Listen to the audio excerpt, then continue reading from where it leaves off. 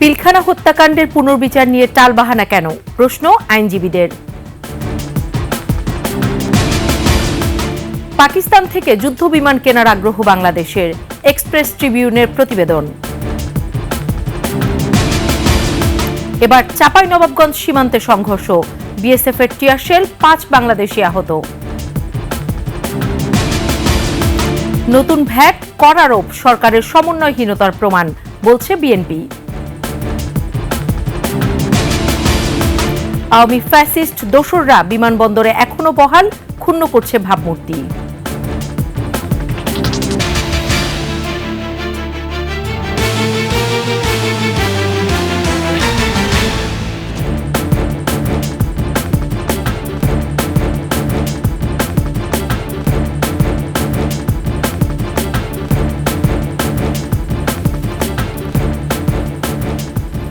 শুনছিলেন সংবাদ শিরোনাম। আমন্ত্রণ রাতের 21 সংবাদে, সাথে আছি সোনিয়া স্নিগ্ধা। দর্শক, 21 টেলিভিশনের সংবাদ একই সাথে সরাসরি দেখতে পাবেন আমাদের ফেসবুক পেজ www.facebook.com/2124 অনলাইনে। এছাড়াও সাবস্ক্রাইব করতে পারেন www.youtube.com/@21 ইটিভি চ্যানেলে। এছাড়াও সংবাদে আরও থাকছে, বুড়িগঙ্গার কালো জল মূর্ত হয়ে উঠল শিল্পীর ক্যানভাসে, প্রাণ প্রকৃতি বাঁচাতে নোঙরের ব্যতিক্রমী আয়োজন।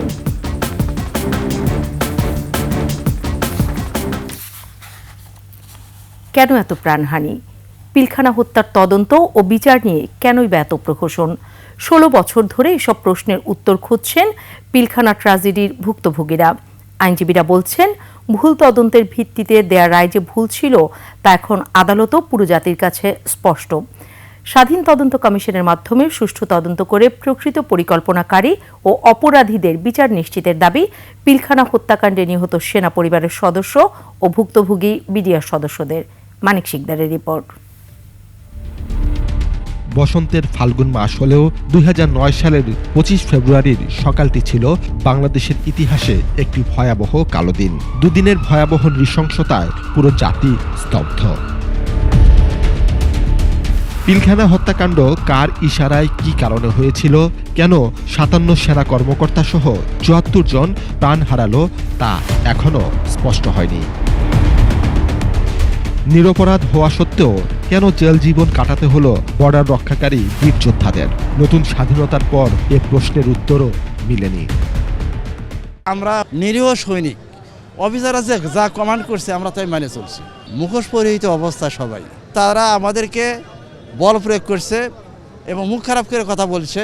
আমি কোর্টে জিজ্ঞাসা করছিলাম, স্যার আমার কি অপরাধ আমাকে জেল দিচ্ছেন? কোথায় তুমি পিলখানা হাজির ছিলা?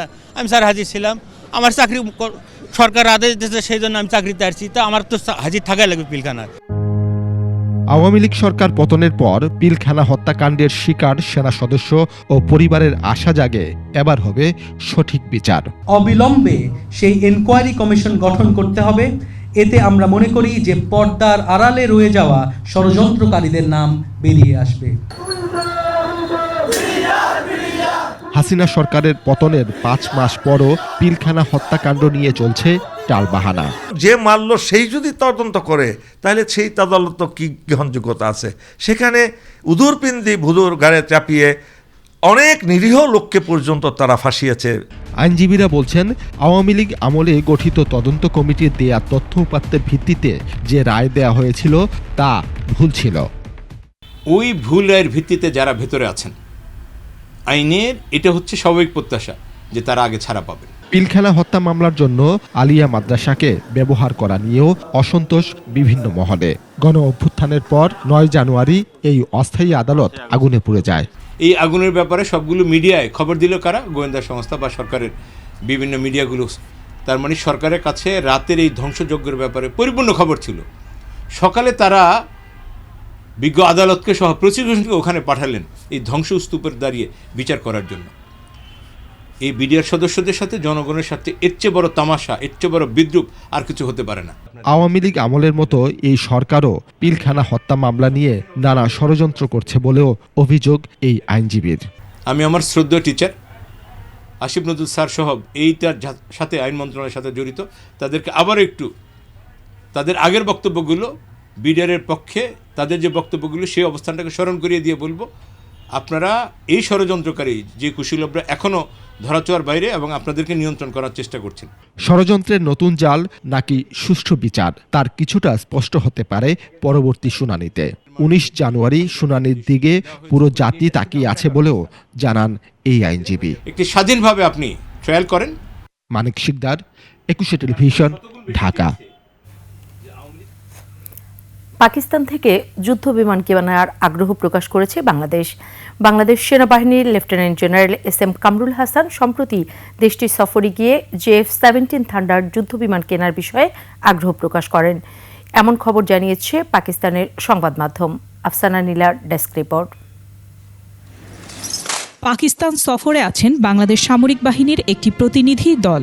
সম্প্রতি পাক সেনাপ্রধান জেনারেল আসিম মুনিরের সঙ্গে বৈঠক সম্পন্ন করেন বাংলাদেশ সেনাবাহিনীর lieutenant general SM Kamrul Hasan. সেখানে পাকিস্তান বাংলাদেশ সামরিক সম্পর্ক জোরদারের বিষয়ে আলোচনা হয়।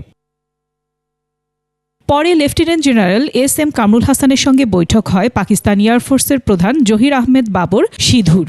ইসলামাবাদে বিমান বাহিনীর সদর দপ্তরে এ বৈঠক অনুষ্ঠিত হয়। বৈঠকে পাকিস্তান থেকে JF-17 থান্ডার যুদ্ধবিমান কেনার বিষয়ে আগ্রহ প্রকাশ করেছে বাংলাদেশ। পাকিস্তান ISPR এর বরাত দিয়ে এমনি তথ্য প্রকাশ করেছে দেশটির সংবাদ মাধ্যম এক্সপ্রেস ট্রিবিউন। JF-17 যুদ্ধবিমানগুলো পাকিস্তান চীনের সম্মিলিত উদ্যোগে তৈরি। বর্তমানে বাংলাদেশ বিমান বাহিনীতে F-17 এবং MiG-29 মতো পুরনো যুদ্ধবিমান আছে। আধুনিক আবহে নিজেদের বিমান বাহিনীকে ঢেলে সাজাতে চাইছে Dhaka. JF-17 multi role fighter jet, অর্থাৎ এগুলো দূরপাল্লার এয়ার টু এয়ার এবং এয়ার টু গ্রাউন্ড অ্যাটাক সহ বিভিন্ন ধরনের অপারেশনের জন্য তৈরি করা হয়েছে। এই JF-17 হল চতুর্থ প্রজন্মের যুদ্ধবিমান। এটি ঘন্টায় 1975 কিলোমিটার ও 55,000 ফুট উচ্চতায় উঠতে সক্ষম। এগুলো ভারতের কাছে থাকা রাফাল যুদ্ধবিমান থেকে বেশি অত্যাধুনিক বলে দাবি বিশেষজ্ঞদের। JF-17 যুদ্ধবিমানগুলোতে সংযুক্ত আছে আধুনিক সব যুদ্ধ সরঞ্জাম, ক্ষেপণাস্ত্র আর মিসাইল। 15 জানুয়ারি পাকিস্তান সফরে যান বাংলাদেশ সেনাবাহিনীর lieutenant general SM Kamrul Hasan সহ একটি প্রতিনিধি দল। 24 জানুয়ারি পর্যন্ত পাকিস্তানে অবস্থান করবে দলটি। আফসানা নীলা, ডেস্ক রিপোর্ট, 21 টেলিভিশন। চাঁপাইনবাবগঞ্জের শিবগঞ্জ উপজেলার কিরণগঞ্জ ও চৌকার সীমান্তে ভারত বাংলাদেশ গ্রামবাসীদের মধ্যে সংঘর্ষে 5 জন আহত হয়েছে। আগে থেকে BSF এর কাঁটাতারের বেড়া নির্মাণ নিয়ে তেতে থাকা সীমান্ত এলাকায় প্রথমে ঘাস ও গাছ কাটা নিয়ে প্রায় 3 কিলোমিটার জুড়ে ছড়িয়ে পড়ে উত্তেজনা। বিজিবি BSF এর পতাকা বৈঠকে শান্ত হয় পরিস্থিতি। চাঁপাইনবাবগঞ্জ প্রতিনিধি আমিনুল ইসলামের তথ্য ও ছবিতে ডেস্ক রিপোর্ট। শিবগঞ্জ উপজেলার কিরণগঞ্জ সীমান্তে BSF ও ভারতীয় নাগরিকরা বাংলাদেশের অভ্যন্তরে ঢুকে আম গাছ কেটে নষ্ট করে ফেলে। পরে বিজিবি এবং বাংলাদেশিরা একসঙ্গে তাদের মোকাবেলার চেষ্টা করে। স্থানীয়দের অভিযোগ, ভারতীয় জনগণ বাংলাদেশি ভূখণ্ডে প্রবেশ করে চৌকা সীমান্ত এলাকায় কমপক্ষে 30টি আম গাছ এবং শতাধিক বরই গাছ কেটে ফেলে। পরে বিজিবি এবং স্থানীয়দের প্রতিরোধে তারা ডালপালা ফেলে চলে যায়। চৌকা সীমান্তে BSF এর কাঁটাতারের বেড়া নির্মাণ নিয়ে আগে থেকেই ক্ষুব্ধ সীমান্ত এলাকার মানুষ। ঘটনার পর সীমান্তের অন্তত 3 কিলোমিটার এলাকা জুড়ে উত্তেজনা ছড়িয়ে পড়ে। দুদেশের সীমান্তবর্তী এলাকাবাসীর মধ্যে ধাওয়া পাল্টা ধাওয়া হয়। BSF সাউন্ড গ্রেনেড ও টিয়ার শেল নিক্ষেপ করে। আহত হয় অন্তত 5 Bangladeshi. BSF sound tear gas ছাড়া আমাদেরকে যে তীর মেরেছে আমাদের অনেক জনগণকে। ভারতের BSF কে নিয়ে কিনা চায়রা নিয়েছে, মনে করে বাংলাদেশের কাজ কাটে বাংলাদেশের একটা বিজিবির আঙুল কেটে দিয়েছে। বিকেলে বিজিবি BSF এর পতাকা বৈঠকের মাধ্যমে পরিস্থিতি শান্ত হয়। সময় চলে গেছে, শূন্য লাইনে কোনো ভারতীয় নাগরিকও নাই, আপনার কোনো BSF সদস্য নাই। সীমান্তের উভয় পাশে বিজিবি BSF এর অতিরিক্ত সদস্য মোতায়েন করা হয়েছে। সমর ইসলাম, ডেস্ক রিপোর্ট, 21 টেলিভিশন। অর্থনৈতিক ভিত্তি তৈরির দিকে মনোযোগ না দিয়ে শুল্ক ও কর বৃদ্ধি করছে অন্তর্বর্তী সরকার। সরকারের এই সমন্বয়হীনতা ও অদক্ষতা মানুষের দুর্ভোগ বাড়াবে, এমন মন্তব্য করে বিএনপি নেতারা বলেছেন আওয়ামী লুটপাটের বাজেট থেকে বের হয়ে জনগণের চাহিদা বিবেচনায় অন্তর্বর্তী বাজেট দেওয়া উচিত ছিল। আরও জানাচ্ছেন মাহিলা ইসলাম। গুলশানে বিএনপি চেয়ারপারসনের কার্যালয়ে দ্রব্যমূল্য, শুল্ক ও কর বৃদ্ধি নিয়ে বিএনপির সংবাদ সম্মেলন। চেয়ারপারসনের উপদেষ্টা এ সময় বিএনপির স্থায়ী কমিটির সদস্য আমির খসরু মাহমুদ চৌধুরী বলেন, জনগণের চাহিদা বিবেচনায় না নিয়ে কর আরোপের সহজ উপায় বেছে নিয়েছে অন্তর্বর্তী সরকার। বিগত সরকারের লুটপাটের যে বাজেট, সেখান থেকে তারা সরে এসে তাদেরকে নিজস্ব একটা এই সময়ের জন্য যতদিন তারা থাকবে ক্ষমতায় একটা অন্তর্বর্তীকালীন বাজেট দেওয়া উচিত ছিল বলে আমি মনে করি। এদিকে ভ্যাট বৃদ্ধি নয়, ভ্যাটের আওতা বাড়ানোর দাবি জানিয়েছেন বিএনপি মহাসচিব মির্জা ফখরুল ইসলাম আলমগীর। পতিত আওয়ামী লীগ সরকারের সময় অনেক ক্ষমতাশালী ব্যক্তি ও প্রতিষ্ঠানকে অন্যায়ভাবে কর অব্যাহতি দেওয়া হয়েছিল, কর্পোরেট ট্যাক্স রিবেট। তারা অনেকেই অন্যায়ের পথ বেছে নিয়ে অনৈতিকভাবে কর ফাঁকি দিয়েছেন। অন্তর্বর্তীকালীন সরকার এই অন্যায় ও আর্থিক অনিয়মের পথ বন্ধ করে প্রত্যক্ষ কর বাড়াতে পারে। নতুন আরোপিত ভ্যাট ও কর অবিলম্বে প্রত্যাহার করার দাবি জানিয়ে তিনি বলেন, দেশের এই কঠিন সময়ে দরকার নির্বাচিত সরকার। ভ্যাট তথা পরোক্ষ কর আরোপের মতো এই অপরিণামদর্শী সিদ্ধান্ত অবিলম্বে প্রত্যাহার করার আমরা আহ্বান জানাচ্ছি। জবাবদিহিতা নিশ্চিত করলে আপনার অনেক সমস্যাই সমাধান হয়ে যায়, যেটা আপনার একমাত্র একটা ইলেক্টেড পার্লামেন্ট ছাড়া সম্ভব নয়। সেই কারণেই আমরা এত বেশি জোর দিচ্ছি আপনার একটা নির্বাচনের মাধ্যমে একটা জবাবদিহিমূলক সরকার এবং একটা অবস্থা তৈরি করা। সরকারি কর্মচারীদের এ সময় মহার্ঘ ভাতা বাড়ানোর সিদ্ধান্ত অন্তর্বর্তীকালীন সরকারের বাড়াবাড়ি। এসব না করে দ্রুত নির্বাচন আয়োজনের দাবি জানান বিএনপি মহাসচিব। মহার্ঘ ভাতা তো কিছুটা ইনফ্লেশন বাড়াবে, কিন্তু সাধারণ মানুষের তাদের তো আপনার কোনো আয় বাড়ছে না। মাহিলা ইসলাম, একুশে টেলিভিশন, ঢাকা।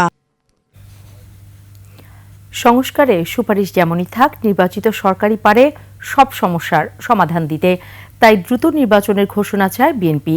শ্বেতপত্র প্রণয়ন কমিটির অনুষ্ঠানে বিএনপি মহাসচিব মির্জা ফখরুল ইসলাম আলমগীর বলেন, আওয়ামী লীগ আগামী নির্বাচনে অংশ নেবে কিনা সে ভার জনগণের। আরও জানাচ্ছেন প্রণব চক্রবর্তী। শ্বেতপত্র এবং অতঃপর অর্থনৈতিক ব্যবস্থাপনা, সংস্কার ও জাতীয় বাজেট এ নিয়ে আলোচনার আয়োজন করে শ্বেতপত্র প্রণয়ন কমিটি।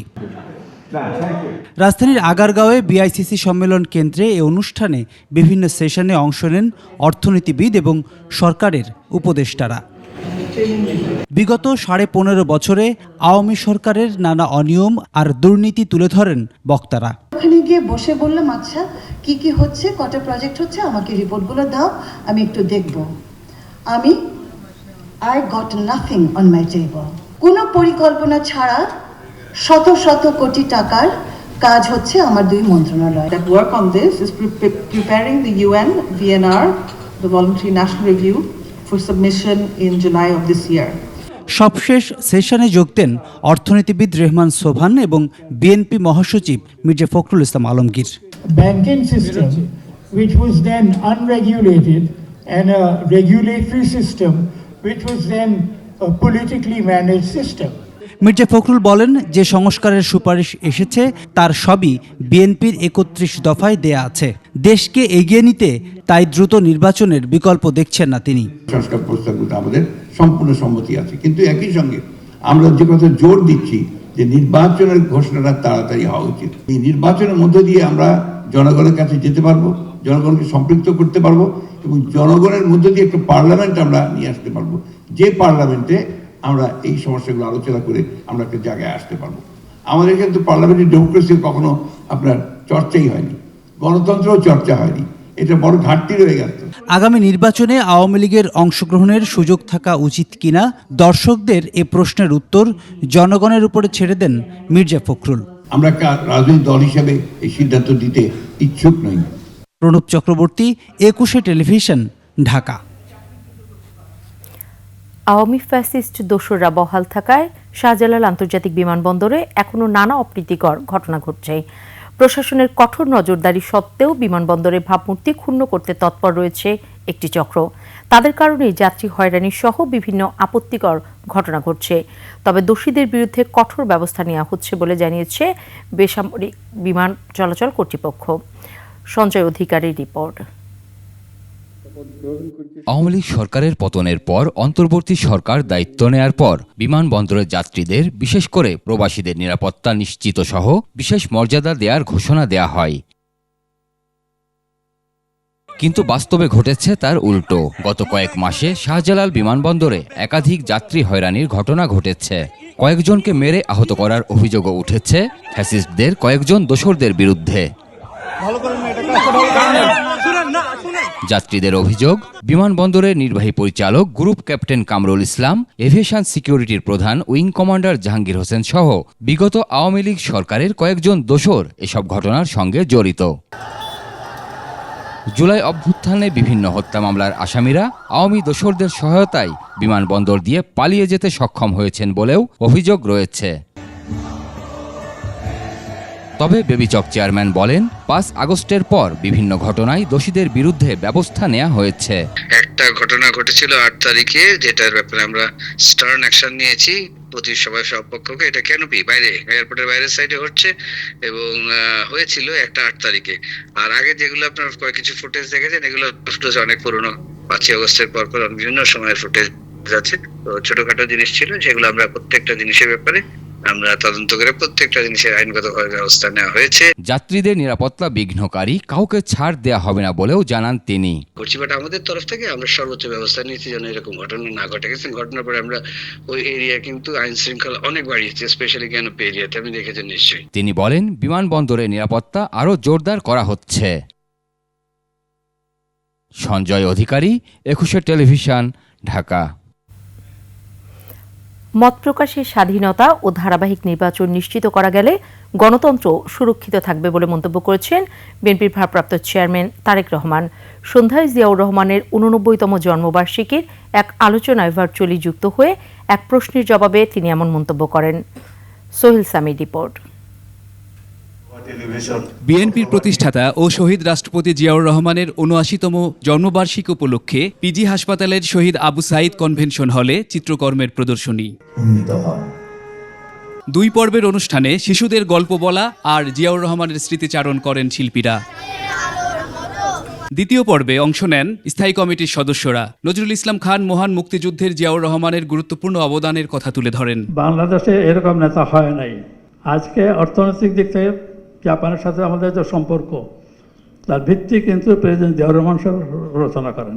অনুষ্ঠানে ভার্চুয়ালি যুক্ত হন জিয়াউর রহমান ফাউন্ডেশনের প্রতিষ্ঠাতা, প্রেসিডেন্ট ও বিএনপির ভারপ্রাপ্ত চেয়ারম্যান তারেক রহমান। 89তম জন্মবার্ষিকী বারবার অপশক্তি গণতন্ত্রকে ধ্বংসের চেষ্টা করছে, এই অপশক্তিকে প্রতিরোধের উপায় কি, এমন প্রশ্নের জবাব দেন তিনি। ওনার কাছ থেকে আমরা নিতে পারবো যা এই দেশকে, এই দেশের মানুষকে একটি উজ্জ্বল ভবিষ্যতের দিকে নিয়ে যেতে সক্ষম হবে বলে ওনার সন্তান হিসেবে আমি দৃঢ়ভাবে বিশ্বাস করি। পতিত সরকারের নানা রকম তৎপরতায় দেশের ইতিহাসে সাবেক রাষ্ট্রপতি জিয়াউর রহমানের ভূমিকা মুছে ফেলার চেষ্টা করা হয়েছে বলে জানান বক্তারা। সোহেল সামি, 21 টেলিভিশন, ঢাকা।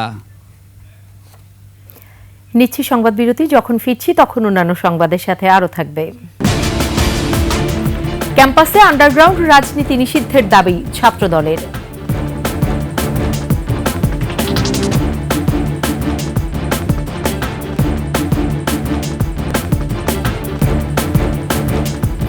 আবারও আমন্ত্রণ 21 সংবাদে।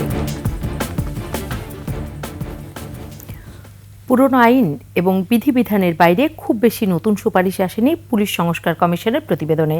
বাহিনীর সদস্যদের অপরাধ তদন্তে আলাদা সংস্কার দাবি অনেক পুরনো হলেও সে বিষয়েও নেই কোনো সুপারিশ, নেই আইন প্রয়োগকারীদের জবাবদিহিতার বিষয়টিও। প্রণব চক্রবর্তীর রিপোর্ট।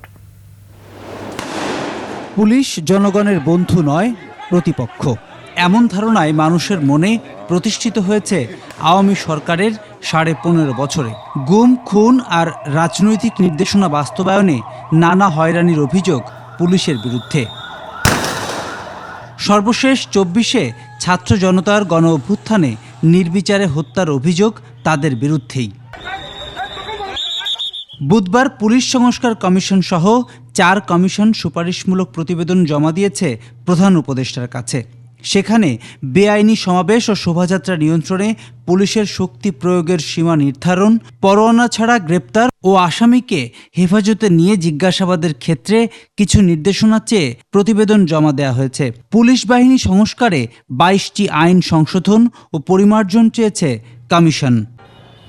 কিন্তু অনেক আলোচনার পরও পুলিশ সদস্যদের অপরাধ তদন্তে বিশেষ কোনো সুপারিশের কথা আসেনি কমিশনের কাছ থেকে, যা হতাশাজনক। পুলিশের অপরাধ পুলিশ তদন্ত করাটা ঠিক না, এটা আলাদা সংস্থা থাকা দরকার। তো আলাদা সংস্থা না থাকলে দেখা যাবে কি যে অনেক সময় তারা পার পেয়ে যায়। কর্মচারীরা বা কর্মকর্তারা তাদের কাজটা, তাদের দায়িত্বটা প্রপারলি পালন করছে কিনা, যদি না করে থাকে সেটা মোতাবেক ব্যবস্থা নেওয়ার জন্য তারা সুপারিশ করবে। That's all. আর সবগুলো কিছু আইনে আছে। এখন শুধু একটা শব্দ আসছে মানবাধিকার, হিউম্যান রাইটস, এই শব্দটা 1943 সালে ছিল না, 1861 সালে ছিল না এই শব্দটা। তবে স্বাধীন পুলিশ কমিশন গঠন সহ বেশ কিছু সুপারিশ নিঃসন্দেহে ভালো দিক। ঔপনিবেশিক আইন থেকে বেরিয়ে এসে স্বাধীন দেশের উপযোগী পুলিশি আইন তৈরি করা, দীর্ঘদিন থেকে ব্রিটিশ আমলের যেটা বদ্ধমূল হয়ে আছে, পুলিশের ভিতর যেটা অনুপ্রবেশ করেছে সেখান থেকে বেরিয়ে যেটিয়ে দূর করা। দায়িত্ব পালনের মূল শক্তিটাই হচ্ছে তো আপনার তদন্ত ক্ষমতা, যার দ্বারা যে কোনো কাউকে জিজ্ঞাসা করতে পারে, যে কোনো কাউকে ডাকতে পারে, যে কোনো কাউকে অ্যারেস্ট করতে পারে। তো সেটা যদি আপনি নিয়ে যান তাহলে তো এটা প্রাইভেট সিকিউরিটি হয়ে যাবে। বিশ্লেষকরা বলছেন, যত সুপারিশই তুলে ধরা হোক, যে কোনো ক্ষমতাসীন সরকারের রাজনৈতিক সদিচ্ছা ছাড়া কোনো কিছুর বাস্তবায়ন সম্ভব নয়। রাজনৈতিক ঐক্যমত্য ছাড়া তো এটা সম্ভব না। প্রণব চক্রবর্তী, 21 টেলিভিশন, ঢাকা। জুলাই আন্দোলন কিংবা রক্তিম জুলাই বাঙালি জাতিকে দেয় নতুন দিশা। 15 বছর দেশের মানুষের উপর জগদ্দল পাথর হয়ে বসে থাকা স্বৈরাচারের পতন হয় এই আন্দোলনে। 47, 52, 71-এর সাথে 24 জুলাইও এখন ইতিহাসের পাতায়। ভবিষ্যৎ প্রজন্মকে জানাতে এই ইতিহাস তুলে আনা হয়েছে পাঠ্য বইয়ে। 7ম শ্রেণীর ইংরেজি বইয়ে ছাপা হয় জুলাই বিপ্লবে দুঃসাহসী তরুণ GM রাশিদের বিরচিত ছবি। আর্থিক অনটনে লেখাপড়া করতে না পারলেও ছাত্রদের ন্যায্য দাবিতে রাস্তায় নেমেছিল রাশেদ। 21 টেলিভিশনের সাথে একান্ত সাক্ষাৎকারে উঠে আসে রাশেদের সেই সাহসী দিনগুলোর কথামালা। বিস্তারিত মফিউর রহমানের রিপোর্টে। রক্তিম জুলাই কোটা বিরোধী আন্দোলন রূপ নেয় স্বৈরাচার পতনের আন্দোলনে। রাজধানী ঢাকার সাথে উত্তাল সারা দেশ। লাখো জনতার অংশগ্রহণে বিপ্লব স্পন্দিত হয় প্রতিটি বুকে। প্রাণের মায়া ত্যাগ করে রাশেদ নামের তেজি তরুণ যোগ দেয় মিছিলে, বুক চিতিয়ে দাঁড়ায় পুলিশের গুলির সামনে। তার এই সাহসিকতাকে সম্মান জানিয়েছে দেশ। শহীদ নূর হোসেনের মতো তার ছবি ছাপা হয় 7ম শ্রেণীর পাঠ্য বইয়ে। তার সাথে একান্ত আলাপচারিতায় জানা যায় তিনি তার বোন সহ আরও অনেক শিক্ষার্থীর ন্যায্য দাবির সমর্থনে রাস্তায় নেমে এসেছিলেন। মারা যাওয়ার ভয়টা তো ওই দিনই চলে গেছে যেদিন আবু সাইদ মারা গেছে। আমাদের ফিউচারের জন্য আমরা এই কাজটা করতে পারি, কারণ আমার বোনও স্টুডেন্ট, সে একজন মেধাবী স্টুডেন্ট হয়েও যদি কোটার কারণে সে যদি একটা চাকরি না পায় কিংবা কোনো ধরনের কর্মসংস্থান তার না হয়, তাহলে এটার ইয়াটা কে নেবে? হয়েছেন গ্রেপ্তার, ছাত্রলীগের হাতে হয়েছেন লাঞ্ছিত। আমি 28 জুলাই মালিবাগ আবুজর গিফারি কলেজের সামনেই সন্ধ্যা 8টার দিকে 7টা 8টা এই সময় আমি গ্রেপ্তার হয়েছি। ওই দিনই সর্বপ্রথম ছাত্রলীগের হাতে আমরা নির্যাতন হই। 36 জুলাই বিজয় অর্জন হলে ভুলেছেন সে লাঞ্ছনার কষ্ট, আর পাঠ্য বইতে ছবি ছাপা হওয়ায় যার পর নাই আপ্লুত। সব মিলে ওই দিনকার ফিলিংসটা আমার জীবনের সবচেয়ে বড় ফিলিংস। ছবিটা যেটা আসছে এটা সন্ধ্যার দিকে শাহবাগের ছবিটা। আমার এই ছবিটা দেখে শিক্ষার্থীরা 24 জুলাই গণ অভ্যুত্থানের ইতিহাস জানবে। সো এটা আমার থেকে বেশি এক্সাইটেড আর কেউ না। ঢাকায় তার স্থানীয় অভিভাবক ও চাকরিদাতা বলেন, রাশেদকে নিয়ে তারা সবাই গর্বিত। ক্লাস 7 বইরা বাচ্চারা রাশেদকে দেখবে, নূর হোসেনের মতো রাশেদকে ফিল করবে, এটা অনেক অনেক বড় গর্বের বিষয়। এমন অজানা রাশেদদের ত্যাগ ও সাহসিকতার বিনিময়ে আসে কাঙ্ক্ষিত বিজয়। নতুন বাংলাদেশে সব বৈষম্য দূর হয়ে ন্যায্যতা প্রতিষ্ঠিত হবে বলে বিশ্বাস রাশেদের মতো আরও তরুণদের। মফিউর রহমান, 21 টেলিভিশন, ঢাকা। দুর্নীতি, চাঁদাবাজ ও দখলদার মুক্ত ন্যায়ের বাংলাদেশ করার আহ্বান জানিয়েছেন জামায়াতে ইসলামের আমির ডাক্তার শফিকুর রহমান। দুপুরে রাজশাহীতে দলের কর্মী সম্মেলনে জামায়াতের আমির বলেন, জুলাই আন্দোলনে যারা শহীদ হয়েছেন তারা জাতীয় সম্পদ, জাতীয় বীর। জুলাই বিপ্লবে নিহতরা রক্ত দিয়ে স্বাধীনভাবে কথা বলার সুযোগ করে দিয়ে গেছেন, তাদের প্রতি জাতি কৃতজ্ঞ ও ঋণী। এই সময় আল্লাহর শক্তিতে বলিয়ান হয়ে জাতি গঠন করার আহ্বান জানান ডাক্তার শফিকুর রহমান। এখানেও চাঁদাবাজি হয়, দখলদারি হয়। এই কাজ যারা করেন বিনয়ের সাথে তাদেরকে অনুরোধ করে এই কাজটা ছেড়ে দেন। তবে যদি আমাদের এই বিনয়ী অনুরোধ কেউ না মানে তাহলে তাদের জেনে রাখা উচিত যুদ্ধ আমাদের শেষ হয়নি। কোনো ছাত্র সংগঠন আন্ডারগ্রাউন্ড রাজনীতি করলে ফ্যাসিস্টদের মতো তাড়িয়ে দেয়া হবে বলে হুঁশিয়ারি দিয়েছেন জাতীয়তাবাদী ছাত্রদল। নিষিদ্ধ সংগঠন ছাত্রলীগের বিচার না হওয়া পর্যন্ত মার্চ ফর জাস্টিস রাজপথে থাকবে বলেও হুঁশিয়ারি দেন নেতারা। এছাড়া পট পরিবর্তনের 5.5 মাস পরেও ছাত্রলীগ নেতাকর্মীদের গ্রেফতারের কোনো পদক্ষেপ না নেয়ায় ক্ষোভ জানান তারা। সিরাতাল মুস্তাকিমের রিপোর্ট। শেখ হাসিনার শাসনামলে শিক্ষা প্রতিষ্ঠানে ছাত্রলীগের সন্ত্রাসী কর্মকাণ্ডের বিচার এবং ছাত্র জনতার গণঅভ্যুত্থানে ফ্যাসিবাদের দোসরদের বিচারের দাবিতে মার্চ ফর জাস্টিস কর্মসূচি পালন করেছে বাংলাদেশ জাতীয়তাবাদী ছাত্রদল। শনিবার দুপুর থেকে ইঞ্জিনিয়ার্স ইনস্টিটিউটে জড়ো হতে থাকেন ছাত্রদলের মহানগর, বিশ্ববিদ্যালয়, কলেজ ও থানার নেতাকর্মীরা। ফ্যাসিস্ট বিরোধী স্লোগান দিয়ে কেন্দ্রীয় শহীদ মিনার অভিমুখে পদযাত্রা করেন তারা। তারা যেন পালাতে না পারে, আর সরকার যেন আরও উদ্বুদ্ধ হয় তাদেরকে গ্রেফতার করার জন্য, খুব দ্রুত তাদের যেন শাস্তির আওতায় আনতে পারে। এই প্রত্যক্ষ হামলায় যারা জড়িত ছিল প্রত্যক্ষ এবং পরোক্ষভাবে প্রত্যেককে আইনের আওতায় নিয়ে এসে দৃষ্টান্তমূলক শাস্তি কার্যকর করে। হাজারো নেতাকর্মীর পদচারণায় মুখরিত হয়ে ওঠে কেন্দ্রীয় শহীদ মিনার। সমাবেশে নেতারা বলেন, আওয়ামী দোসরদের নির্মূল করা না গেলে জুলাই অভ্যুত্থানের স্পিরিট নষ্ট হয়ে যাবে।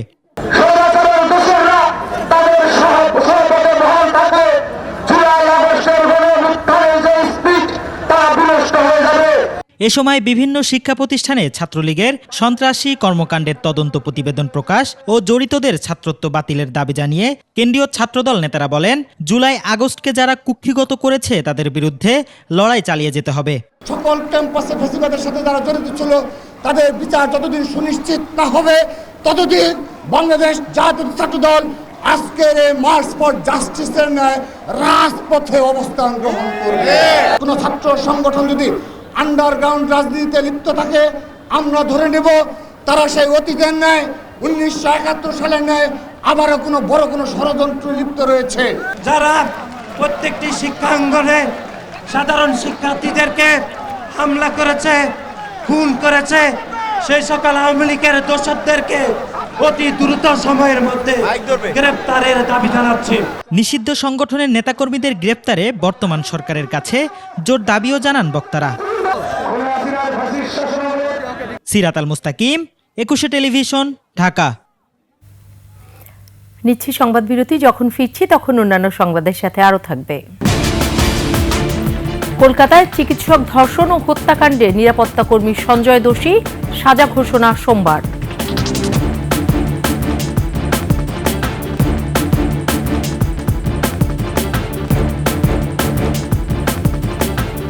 আবারও আমন্ত্রণ রাতের 21 সংবাদে।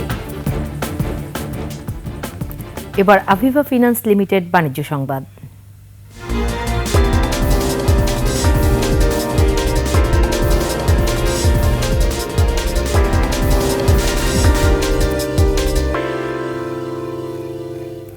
ইসলামী ব্যাংকের 2 দিনব্যাপী ব্যবসা উন্নয়ন সম্মেলন শুরু হয়েছে।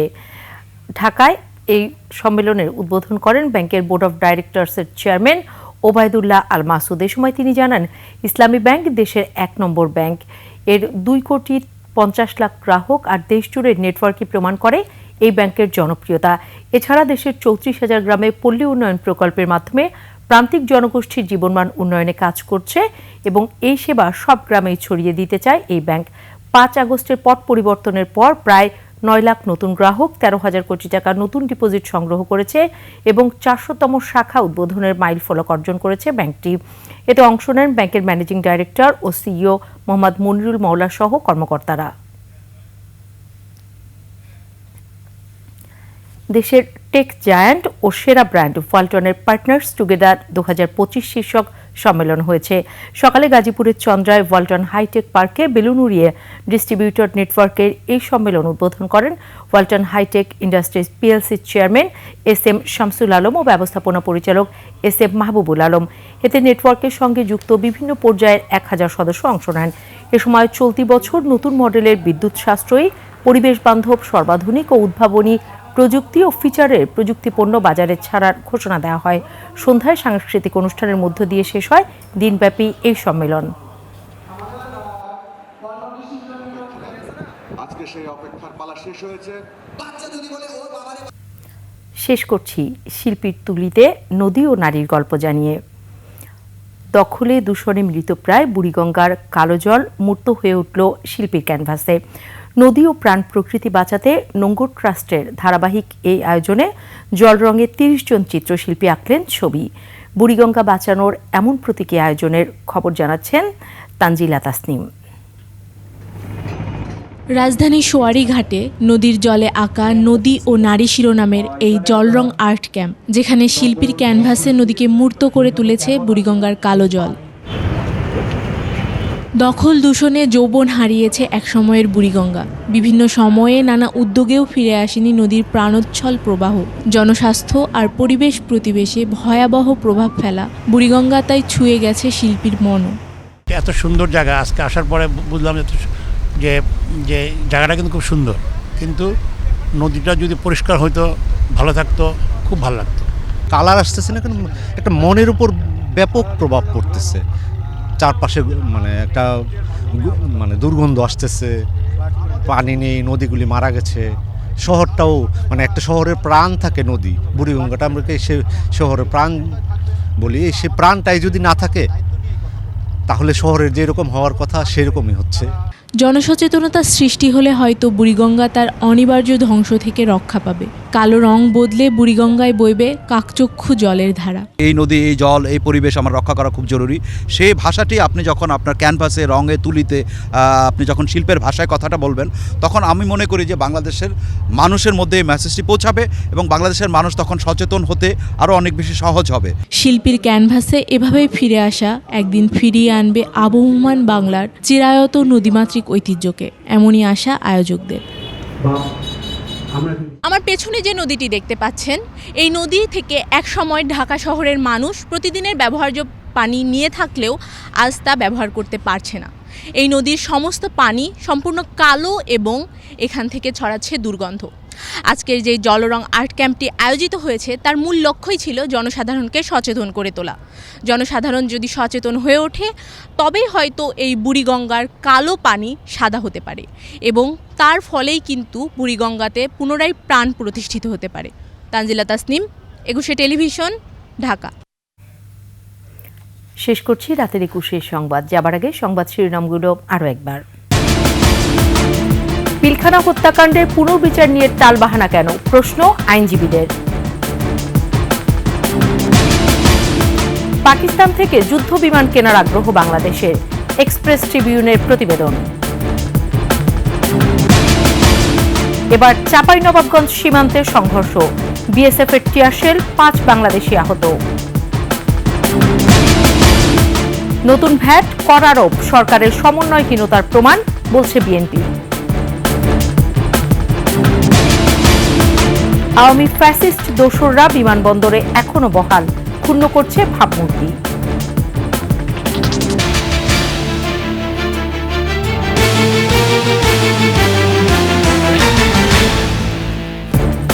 সর্বশেষ সংবাদ জানতে ডায়াল করুন 2021 নম্বরে, আর ভিজিট করুন ekushe-tv.com ওয়েবসাইটে। ফেসবুকে ভিজিট করতে পারেন www.facebook.com/ekushe24 অনলাইনে। এছাড়াও সাবস্ক্রাইব করতে পারেন www.youtube.com/@ekushe চ্যানেলে। এতক্ষণ সাথে থাকার জন্য ধন্যবাদ। পরবর্তী সংবাদ রাত 1টায় দেখার আমন্ত্রণ রইল। একুশের সাথেই থাকুন।